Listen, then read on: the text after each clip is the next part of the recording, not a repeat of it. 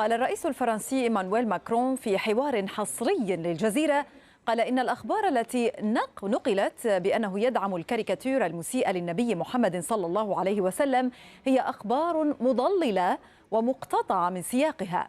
وتابع ماكرون أنه يتفهم مشاعر المسلمين إزاء الرسوم الكاريكاتيرية، وأن الصحافة في فرنسا حرة، والصحيفة التي نشرت الصور ليست ناطقة باسم الحكومة. أنا أتفهم المشاعر التي يثيرها ذلك وأحترمها، ولكن أريدك أن تتفهم دوري هو أن أهدئ الأمور كما أفعل، ودوري في نفس الوقت هو أن أحمي هذه الحقوق.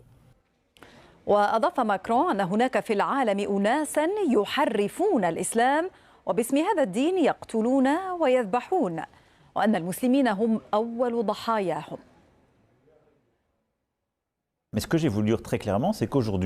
ولكن ما أردت أن أقوله واضح جدا، وهو أن هناك اليوم في العالم أناسا يحرفون الإسلام وباسم هذا الدين يدعون الدفاع عنه، ويقتلون ويذبحون ويدلون بخطابات تبرر نوعا من إخراج مجموعة بشرية من العالم.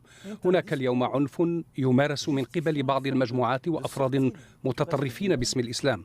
طبعا هذه مشكلة للإسلام، لأن المسلمين هم أول الضحايا، وكنت ذكرت بالأرقام أن أكثر من 80% من الضحايا هم من المسلمين، وهذه مشكلة لنا جميعا.